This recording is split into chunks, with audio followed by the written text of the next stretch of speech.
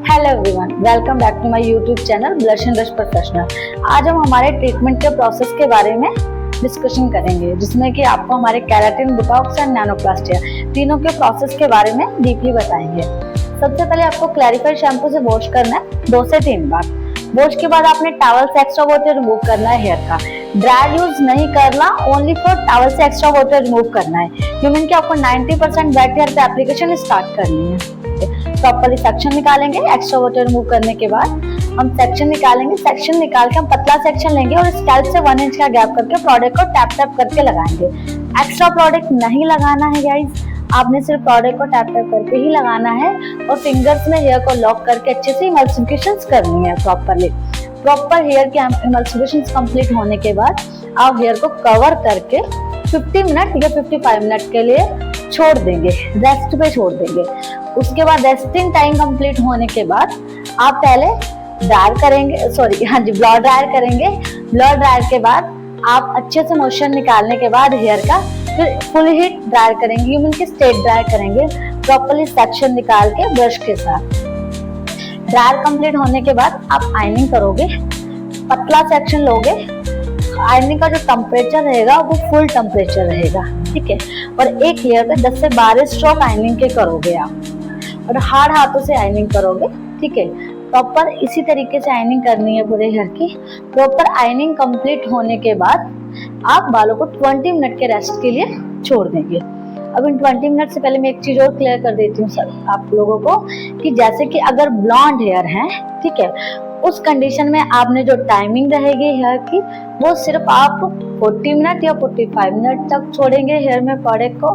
And जो temperature रहेगा ironing का वो ओनली 180 या 190 ही टेम्परेचर रहेगा ब्लॉन्ड हेयर में। बस ये चीज का ध्यान रखिएगा, है ना। जैसे आयनिंग के 20 मिनट के बाद हम क्लाइंट को शैम्पू स्टेशन पे लेके जाएंगे। उसके बाद हेयर को गीला करेंगे, वेट करेंगे। उसके बाद मास्क अप्लाई कर देंगे। एक चीज का ध्यान रखिएगा प्लीज, बालों को गीला करते वक्त बालों को रब नहीं करना, आपने टेंगल्स नहीं लाने उसमें। बालों को स्ट्रेट लुक में ही हम वेट करेंगे प्रॉपरली, ठीक है।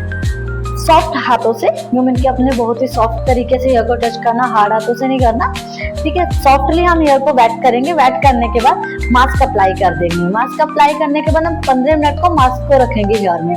15 मिनट के बाद हम मास्क को रिंस आउट कर देंगे हेयर से।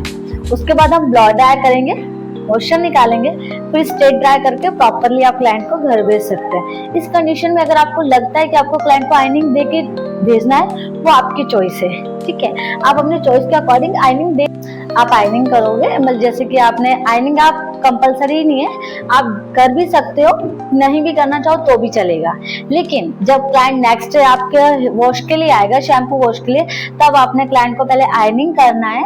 आयनिंग के बाद आपने शैम्पू वॉश करना है। ये चीज का ध्यान रखिएगा, क्योंकि देखो आप ब्लो ड्राई कर रहे हो, सेम डे से जो प्रोसेस आपने फॉलो अप किया उसमें जब लास्ट में आप रिंग्स कर रहे हो प्रोडक्ट को, ब्लो ड्राई कर रहे हो, स्ट्रेट ड्राई कर रहे हो, उसके बाद आयनिंग कंपलसरी नहीं है। लेकिन आप अपने अकॉर्डिंग कर सकते हो, इसमें कोई प्रॉब्लम नहीं है, ठीक है। आयनिंग करोगे तो बेस्ट ही रिजल्ट आएगा, उसमें कोई दिक्कत नहीं आएगी। नहीं करोगे तो भी।